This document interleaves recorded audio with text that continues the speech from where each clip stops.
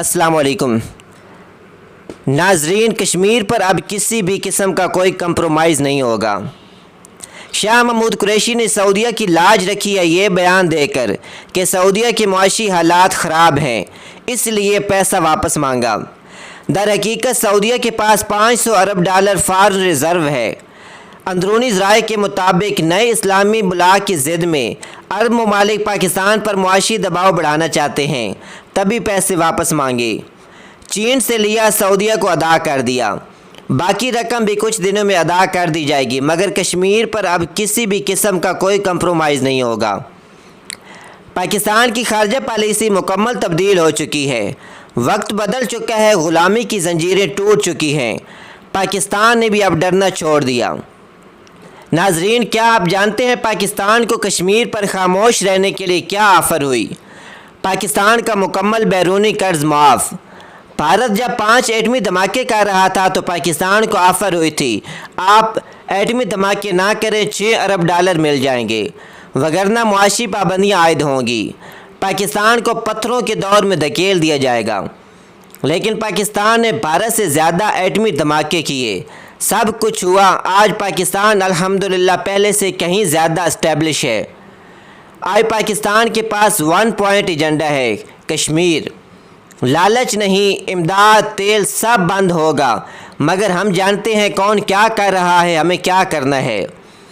नून league, मुफ्त petrol, dollar की corruption, सबसे बढ़कर करप्ट तरीन फैमिली के लिए सऊदियन अरब ममालिक स्टैंड की बिना पर कश्मीर उम्मत मुस्लिमा 2 कौमी नज़रिया का सौदा कर चुकी है। नाजरीन, मुझे जवाब चाहिए, कश्मीर छोड़ दें पाकिस्तानियों। अब से जो कश्मीर पर हमारा साथ देगा वो दोस्त, जो नहीं देगा ताल्लुकात ख़त्म। सादा सी बात है, कोई रॉकेट साइंस नहीं। नाज़रीन, मेरी सऊदीया, ईरान से या किसी मुस्लिम मुल्क से कोई दुश्मनी नहीं, मगर बतौर मुसलमान जानना चाहता हूँ, फ़लस्तीन, Bosnia, Kashmir, Rohingya, Iraq, Afghanistan, दीगर इस्लामी ममालिक पर ट्राइका मुज़ालिम करता रहा, सऊदीया और OIC का किरदार क्या रहा, कोई बयान कर सकता है? एक तरफ पाकिस्तान मुस्लिम उम्मा को संभालने की कोशिश कर रहा है, दूसरी तरफ इसराइल ग्रेट गेम का आगाज़ कर चुका है। मुस्लिम ममालिक ख़ासकर अरब ममालिक पर बुरा वक्त आ चुका है। इसराइली एहतजाज अब एक्सपोर्ट किया जा चुका है। लबनान, मोहम्मद बिन सलमान पर इल्ज़ाम आयद किया जा चुका है। साबिक़ सऊदी इंटेलिजेंस ऑफिशियल साद अल जबेरी की तरफ से जमाल खशोगी को कत्ल करवाने के बाद मुझे कत्ल करने के लिए भी मोहम्मद बिन सलमान ने टोरंटो में हमला आवर भेजे थे। ह्यूमन राइट्स को मोहम्मद बिन सलमान के पीछे लगाकर ब्लैक मेल किया जा रहा है कि उसके बदकने के सारे रास्ते बंद करो। अभी मोहम्मद बिन सलमान और लिंडसे लोहान का स्कैंडल भी मंजर आम पर आने वाला है। ये CIA, मुसाद की पुरानी चालबाजियाँ हैं। कतर, सऊदीया, UAE में भी यही लबनानी एहतजाज जो इसराइल से चला है एक्सपोर्ट करवाया जाएगा। पाकिस्तान बुरे वक्त से निकल रहा है, जो पुरस्रार आग पूरे मिडल ईस्ट को घेर रही है। यह मिडल ईस्ट में सिक्योरिटी बहरान पैदा किया जा रहा है ताकि अरब ममालिक पर सिक्योरिटी के नाम पर कब्ज़ा किया जा सके। गैर मुल्की, गैर मुस्लिम अफवाज के लिए रास्ते खोले जाएं। इंटेलिजेंस रिपोर्ट्स पेश की जा चुकी हैं। आपको इसराइल, अमेरिका, इंडिया इतने अजीज़ हो गए, उनके कहने पर आपने पाकिस्तान के सामने जो शराइत रखी हैं, क्या वो काबिल कबूल थी? पाकिस्तान ने ख़ुद को सऊदीया से अलग कर लिया। अरब ममालिक का ट्राइका की तरफ झुकने का अंजाम पूरी दुनिया देखेगी। ये ग्रेटर इसराइल के इलाके नहीं, खिलाफत उस्मानिया के इलाके हैं। इसराइल को नहीं देने, हमने लेने हैं इंशाअल्लाह। छोटी सी बात समझ नहीं आ रही, ये नज़रियाती जंगें हैं। 2 कौमी नज़रिया का मुकाबला ग्रेटर इसराइल अखंड भारत से है। दुनिया पर अपने अपने नज़रिए के नफाज की जंग है। समझो, पाकिस्तान के वजूद की बुनियाद ही 2 कौमी नज़रिया, अल्लाह के निज़ाम का क़याम है। तुर्की हमारा है, खिलाफत उस्मानिया की बहाली होनी ही होनी है इंशाअल्लाह। नज़रियाती जंग, तुर्की एक लंबे अरसे से खुलकर पाकिस्तान के साथ खड़ा है। OIC को साफ अल्फाज में कहा जा चुका है, आप हमारे साथ हैं या खिलाफ, एक लाइन मुंतखब करें। दोहरी पॉलिसी अब नहीं चलेगी। कश्मीर पर कंप्रोमाइज़ नहीं होगा। اندرونی و بیرونی غداروں، دشمنان وطن و عوام، ٹرائیکا کے لیے انتہائی مایوس کن خبر۔ جنرل راحیل شریف پاکستان واپس آ کر ایک نہایت اہم عہدہ سنبھال سکتے ہیں۔ OIC سعودیہ دبئی کی جانب سے مسلم امہ پر عدم توجہی، ٹرائیکا کی طرف مکمل جھکاؤ نئے اسلامی بلاک کی بنیاد بنی۔ نئے اسلامی اتحاد قائم ہوتے ہی اب کوئی غیر مسلم ملک کسی مسلمان یا کسی اسلامک ملک کی طرف میلی آنکھ سے دیکھے تو صحیح۔ اسرائیل کو اسی اسلامی بلاک سے خطرہ ہے۔ یہ بلاک بننے سے پہلے وہ بہت کچھ مکمل کر لینا چاہتا ہے۔ محمد بن سلمان کے بعد سعودی عرب بدل چکا ہے، یہ ایک حقیقت ہے، اور حقیقت جتنی جلدی تسلیم کر لی جائے فائدہ رہتا ہے۔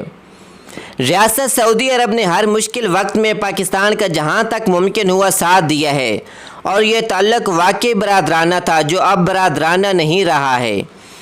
محمد بن سلمان ایک فاشسٹ سوچ رکھنے والا انسان ہے۔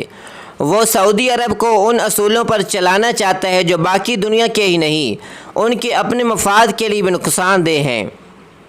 محمد بن سلمان نے ایک منصوبہ بندی کے تحت ٹرمپ سے مل کر ایران پر پابندیاں لگوائیں، اور اب بھارت کو ایران کی جگہ اپنا تیل فروخت کر رہا ہے۔ لہٰذا کشمیر کے معاملے پر اس سے کوئی توقع رکھنا عقل مندی نہیں ہے۔ یاد رہے اس وقت بھارت اپنے پرانے کاروباری ساتھی ایران سے 1 لیٹر تیل بھی نہیں خرید رہا، جس سے ایران کا جھکاؤ چین کی طرف ہو چکا ہے، اور ہمارا مستقبل چینی بلاک کے ساتھ وابستہ ہے، سعودی عرب کی طرح امریکی بلاک کے ساتھ نہیں۔ سعودی خارجہ پالیسی 360 اینگل کا ٹرن لے چکی ہے، جس سے پاکستان ہی نہیں دیگر اسلامی ممالک بھی نالاں ہیں۔ ایک عرصے سے کہتا آ رہا ہوں کہ ہمیں اپنی خارجہ پالیسی تبدیل کرنا ہوگی، لیکن اس کا مطلب سعودی عرب کے ساتھ تعلقات منقطع کرنا ہرگز نہیں ہے۔ خارجہ پالیسی حکمت اور دانشمندی کا نام ہے، جہاں جذباتی فیصلوں کی گنجائش نہیں ہوتی۔ ہمیں سعودی عرب کے ساتھ تعلقات ہر ممکن حد تک قائم رکھنے ہوں گے، لیکن یہ معاملہ اس وقت تک خالصاً اپنے مفاد پر مبنی رہنا چاہیے جب تک محمد بن سلمان اپنی سمت درست نہیں کر لیتے۔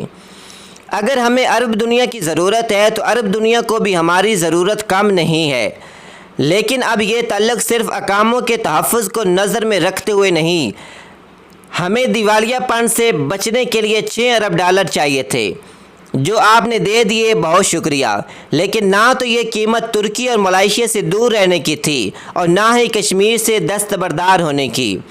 یاد رہے سعودی عرب سے کشمیر پر حمایت کی امید رکھنا احمقانہ ہے، کیونکہ بھارت 1 ارب 30 کروڑ لوگوں کی وہ منڈی ہے جسے عرب اتحاد چھوڑنا نہیں چاہے گا۔ جہاں تک OIC کا تعلق ہے، اس کا مقصد اب صرف محمد بن سلمان کے ذاتی مفادات اور بادشاہت کا تحفظ رہ گیا ہے۔